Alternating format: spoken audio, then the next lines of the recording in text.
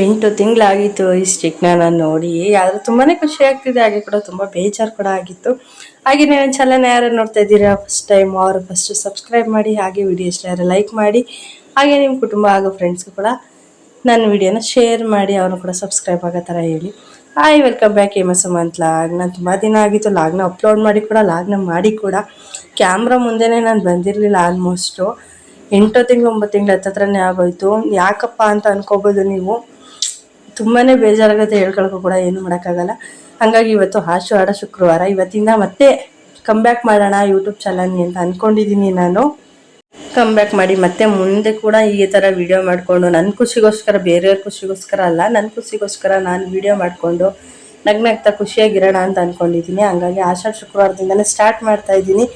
ನೀವು ಅನ್ಕೋಬೋದು 8 ತಿಂಗಳಿಂದ ಯಾಕೆ ಆಗಪ್ಪ ಮಾಡಲಿಲ್ಲ ಅಂತ ಅನ್ಕೋಬೋದು. ಏನಪ್ಪ ಅಂದರೆ ನನಗೆ ಸ್ವಲ್ಪ ಫುಡ್ ಅಲರ್ಜಿ ಥರ ಆಯಿತು. ಫುಡ್ ಅಲರ್ಜಿ ಆಯಿತು ಅಂದ್ಬಿಟ್ಟು ನಾನು ಹಾಸ್ಪಿಟಲ್ಗೆ ಹೋದೆ. ಆ ಹಾಸ್ಪಿಟಲ್ಗೆ ಹೋದ್ಮೇಲೆ ಅವರು ಒಂದು ಮೆಡಿಷನ್ ಕೊಡೋಕ್ಕೋಗಿ ಡಬಲ್ ಮೆಡಿಷನ್ ಕೊಟ್ಟರು. ಸೊ ಹಂಗಾಗಿ ಫೇಸ್ ಕೂಡ ಚೇಂಜ್ ಆಗೋಯ್ತು. ಏನೂ ಮಾಡೋಕ್ಕಾಗಲ್ಲ. ಅಲ್ಲಿಂದ ಬಂದೆ, ಈ ದೊಡ್ಡವ್ರು ಇರ್ತಾರಲ್ಲ ಅಜ್ಜಿದಿರೆಲ್ಲ, ಅವರೆಲ್ಲ ಮೋಸ್ಟ್ಲಿ ಸ್ಟ್ರೋಕೆ ಆಗ್ಬಿಟ್ಟಿರ್ಬೇಕು ನಿನಗೆ ಅಂತ ಹೇಳಿದ್ರು. ಆ ಥರ ಹೇಳಿದ್ರಲ್ಲ ಅಂತ ಅಂದ್ಬಿಟ್ಟು ನಾನೇನು ಮಾಡಿದೆ, ಆಯುರ್ವೇದಿಕ್ ತೊಗೊಂಡೆ. ಆಯುರ್ವೇದಿಕ್ ತೊಗೊಂಡ್ಮೇಲೆ ಫುಲ್ ಮುಖನೇ ಚೇಂಜ್ ಆಗೋಯ್ತು. ನಾನು ಇದ್ದಿದ್ದ ಫೇಸ್ಗೂ ಈಗಿರೋ ಫೇಸ್ಗೂ ತುಂಬ ಡಿಫ್ರೆನ್ಸ್ ಇದೆ, ನೀವು ನೋಡ್ಬೋದು.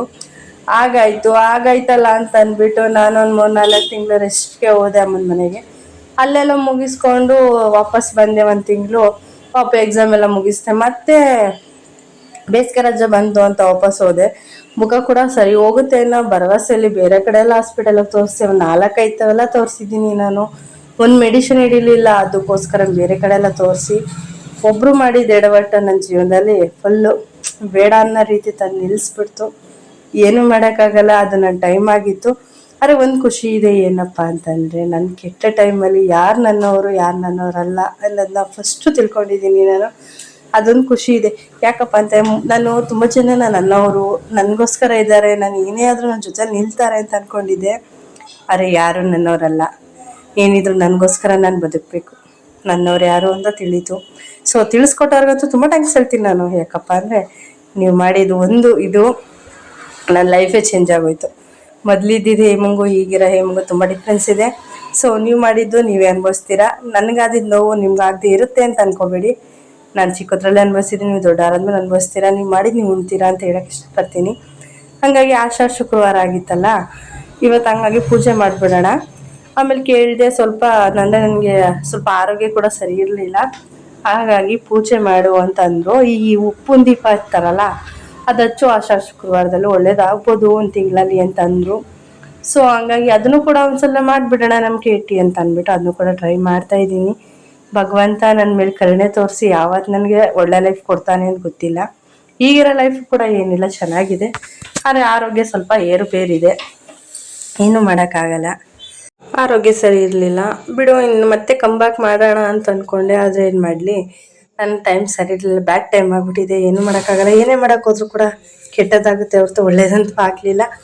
ಸೊ ಹೇಗೋ ಕಮ್ಬ್ಯಾಕ್ ಮಾಡೋಣ. ಮೊದಲಿನ ಥರ ಯಾರ ಹತ್ರನೂ ಬೆರೀತಿರ್ಲಿಲ್ಲ. ಸೊ ನಾನು ಸ್ವಲ್ಪ ಜನದ ಜೊತೆ ಇರೋಣ, ಚೇಂಜ್ ಆಗ್ತಿದೆ, ಮುಖ ಚೇಂಜ್ ಆದರೆ ಏನಾಗುತ್ತೆ, ನನ್ನ ಮನಸ್ಸು ಒಳ್ಳೇದಿದೆ ಅಂತ ಅಂದ್ಕೊಂಡು ಚೇಂಜ್ ಮಾಡೋಣ ಅಂತ ಅಂದ್ಕೊಂಡೆ ಲೈಫ್ನ. ಆದರೆ ಭಗವಂತ ಬೇಡ, ನೀನು ಸಪ್ರೇಟ್ ಸಿಂಗಲಾಗೇ ಇರು ಅನ್ನೋ ರೀತಿಲಿ ಬಂದುಬಿಟ್ರು.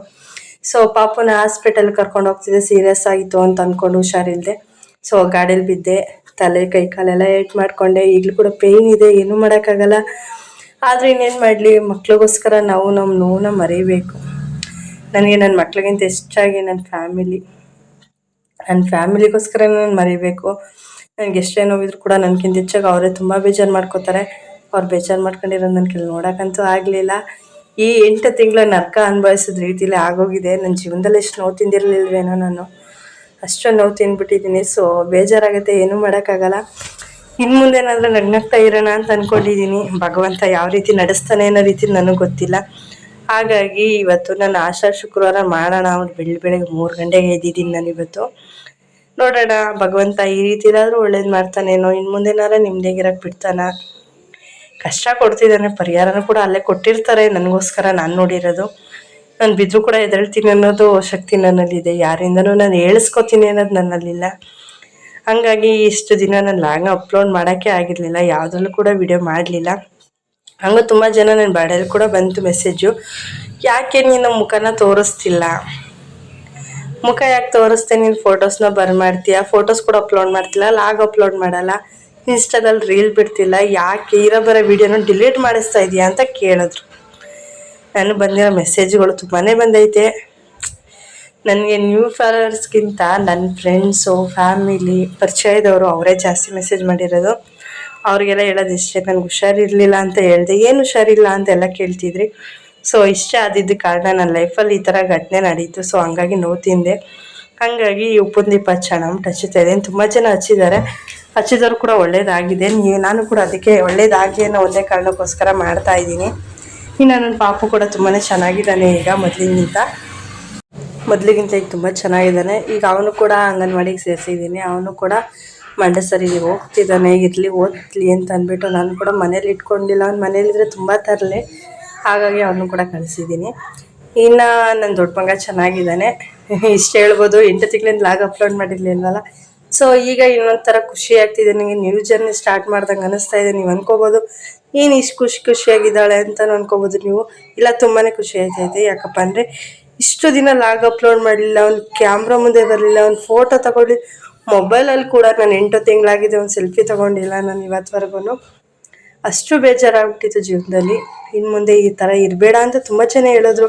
ಕಮ್ ಬ್ಯಾಕ್ ಮಾಡು, ಏನೂ ಆಗಲ್ಲ, ಎಂಥ ಕೈ ಕಾಲಿಲ್ದವ್ರವ್ರೆ ಚೆನ್ನಾಗಿ ವಿಡಿಯೋ ಮಾಡ್ಕೊಂಡು ಅವ್ರು ಖುಷಿಯಾಗಿ ಲೈಫ್ನ ಲೀಡ್ ಮಾಡ್ತಾಯಿದ್ದಾರೆ, ನೀನು ಯಾಕೆ ಈ ಥರ ಇದೆಯಾ ಅಂತ ಕೇಳ್ತವ್ರು ಇದ್ದಾರೆ. ಅವ್ರು ಏನು ಮಾಡಲಿ, ನನ್ನ ಮನ್ಸಿಗೆ ನಾನು ಇಷ್ಟ ಆಗಲಿಲ್ಲ. ಈ ರೀತಿ ಇದ್ದು ನಾನು ಈ ರೀತಿ ಮುಖ ಮಾಡಿಕೊಂಡೆ, ಫೇಸ್ ನೋಡೋದು ಈ ಥರ ಚೇಂಜ್ ಆಯಿತು ಅನ್ನೋ ಒಂದೇ ಕಾರಣಕ್ಕೋಸ್ಕರ ಹಿಂಗಾಯಿತು.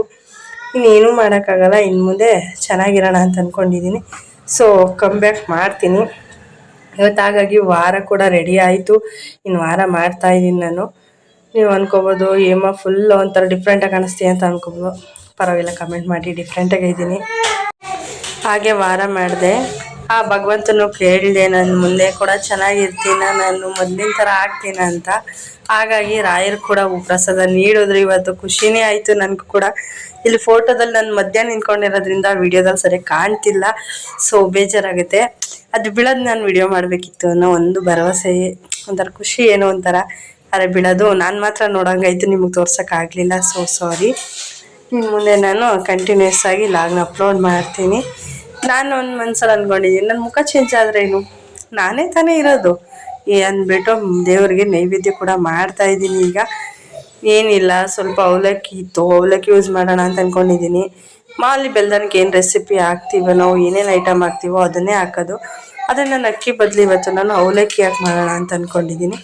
ಸೊ ಹಂಗಾಗಿ ದೇವ್ರ ನೈವೇದ್ಯಕ್ಕೆ ಮಾತ್ರ ಸಾಕು ಅಂದ್ಬಿಟ್ಟು ಸ್ವಲ್ಪನೇ ಮಾಡ್ತಾಯಿದ್ದೀನಿ. ಹಂಗೂ ಅಷ್ಟೊತ್ತಿಗೆ ಈ ಬೆಲ್ಲ ಹೇಗೆ ಕಾಯಿಸಿದ್ರು ಕೂಡ ಗಮ್ ಅನ್ನುತ್ತೆ. ಹಂಗೆ ಅಕ್ಕಪಕ್ಕದವರೆಲ್ಲ ಕೇಳ್ತೀರಿ, ಏನು ಇವತ್ತು ಇಷ್ಟೊಂದು ದೇವರೆಲ್ಲ ಮಾಡಿದ್ಯಲ್ಲ ಅಂತ ಅಂದ್ಬಿಟ್ಟು. ಸೊ ಹಾಗಾಗಿ ನನಗೆ ಹುಷಾರಿಲ್ದಿರೋ ಕಾರಣ ನಾನು ಬೇರೆ ಜನಗಳ ಹತ್ರ ಕೇಳೋ ಬದಲು ನಾನು ಭಗವಂತನ ಹತ್ರನೇ ಕೇಳ್ಕೊತೀನಿ, ನನಗೆ ಏನೇ ಬೇಕು ಅಂದ್ರೂ. ಯಾಕಂದರೆ ಅವರೇ ನನಗೆಲ್ಲ. ನಾನು ಅವ್ರು ಬಿಟ್ಟು ಯಾರೂ ನಂಬೋಕ್ಕಾಗಲ್ಲ. ಜನಗಳ ಮೇಲಂತೂ ನಂಬಿಕೆ ಅನ್ನೋದನ್ನೇ ಕಳ್ಕೊಬಿಟ್ಟಿದ್ದೀನಿ. ಯಾವ ಸಂಬಂಧನೂ ಇದಲ್ಲ. ಆದರೆ ಒಂದು ಖುಷಿ ಇದೆ ನನ್ನ ಜೀವನದಲ್ಲಿ. ನನ್ನ ಅಪ್ಪ ಅಮ್ಮನೇ ಆಗಲಿ, ನನ್ನ ಅಕ್ಕ ಭಾವನೇ ಆಗಲಿ, ನನ್ನ ತಮ್ಮ, ನನ್ನ ತಮ್ಮನ ಹೆಂಡ್ತಿ, ಅಣ್ಣನ ಹೆಂಡ್ತಿ, ಎಲ್ಲದಕ್ಕಿಂತ ಹೆಚ್ಚಾಗಿ ನನ್ನ ಗಂಡ, ನನ್ನ ಮಕ್ಕಳು, ನನಗೆ ಇಷ್ಟೇ ಸಾಕು. ನನಗೆ ಯಾರೂ ಬೇಡ. ಯಾಕಪ್ಪ ಹಿಂಗೆ ಹೇಳಿದ್ಲು ಅಂತ ಅನ್ಕೋಬೋದು ನೀವು. ನಿಜ, ನನಗೆ ಹುಷಾರಿಲ್ಲದೆ ಅಷ್ಟು ತಪ್ಪಿದ್ರು ಕೂಡ ನಾನು ಯಾರ ಬಗ್ಗೆನೂ ಚಿಂತೆ ಮಾಡಲಿಲ್ಲ. ಅಂಥ ಕೆಟ್ಟ ಪರಿಸ್ಥಿತಿಲಿದ್ರು ಕೂಡ ನಾನು ಯಾರೂ ಕೈ ಬಿಡಲಿಲ್ಲ. ನಾನು ಬೇಜಾರು ಮಾಡ್ಕೋತೀನಿ ಅನ್ನೋ ಒಂದೇ ಕಾರಣಕ್ಕೆ ಯಾರೂ ಕೂಡ ಏನೂ ಮಾತಾಡ್ತಿರ್ಲಿಲ್ಲ ನನಗೆ. ನನ್ನಲ್ಲೇ ಧೈರ್ಯ ತುಂಬ್ತಾಯಿದ್ರು. ಹಂಗಾಗಿ ತುಂಬಾ ಖುಷಿಯಾಗುತ್ತೆ. ಒಳ್ಳೆ ಫ್ಯಾಮಿಲಿನೇ ಸಿಕ್ಕಿದೆ ನನಗೆ. ಇಷ್ಟೇ ಸಾಕು, ನನಗೆ ಇನ್ನು ಯಾರೂ ಬೇಡ. ನನ್ನ ಜೀವನದಲ್ಲಿ ನಾನು ನಗ್ತಾ ಇರ್ತೀನಿ. ನಾನು ಹೀಗೇನೆ ಇನ್ನು ಮುಂದೆ ಕೂಡ ಲಾಗ್ನ ಅಪ್ಲೋಡ್ ಮಾಡ್ತೀನಿ. ಹಂಗಾಗಿ ದೇವಸ್ಥಾನಕ್ಕೆ ಕೂಡ ಬಂದಿದ್ದೆ. ಇದು ಟಿ ಎಮ್ ಹೊಸೂರು ಹತ್ರ ಮಹಾಕಾಳಿ. Thank you.